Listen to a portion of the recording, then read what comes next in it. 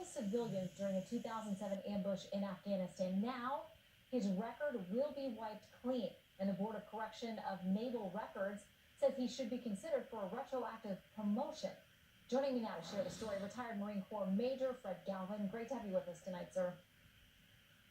Thank you for having me, Shannon.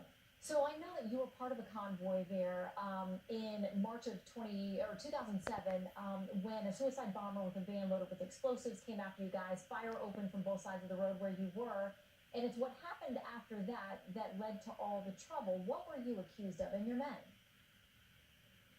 Well, as soon as we returned to base 20 minutes after the incident, this situation exploded on international media. So there was both in Afghanistan, there was protests, people shouting death to Karzai, death to Bush, death to America.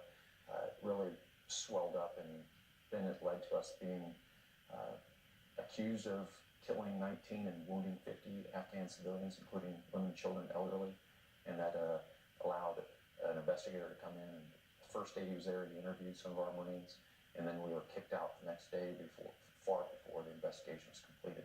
But I know originally there was a panel of some sort in 2008 that cleared you all, but I know that you said it really didn't clear you, and it impacted you and the men, the ability to move on, to move up in rank, and to progress through the military.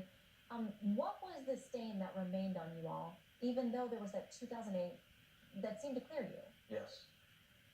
Yes, so in 2008, we had a 3.5-week trial in Camp Lejeune, North Carolina, and that was a panel that met senior officers.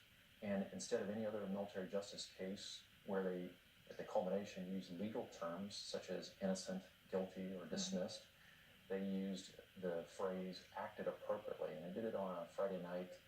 They dropped that 4 months after the trial had ended on the Memorial Day weekend. So the papers just began to continuously write that we killed Afghan civilians, even and after I retired in 2014. Well, I know that you kept fighting. The Navy Department has now put out a report just in January that said the magnitude of the investigators' error cannot be overstated. They talk about all kinds of troubles with the investigation and how it was carried out. The author of that article, also from Washington Post, he tweeted this out. He said, the new report, Wiping Clean Galvin's Permanent File, makes clear that along with the Taliban's deception, U.S. Army leaders were the proximate causes for what befell the Marines. That's a stunning statement linking the actions of American commanders to those of the enemy. You fought 12 years. Your name's been cleared. Where do you go from here? Well, it's very important what was in that 12-page report from the Pentagon. They used words accusing the investigating officer of either gross negligence or predetermined outcome. So when you have a situation like that, and these types of officers are still in the military, impacting the sons and daughters of America all across the globe right now, we do have a moral hazard that needs to be taken care of. That is something that has not been cleared up. That 12-page Pentagon report is an indictment, and no action has been taken. So we don't necessarily care as much about a pat on the back as these individuals that did this, that went to the press and condemned us repeatedly. These were military officers.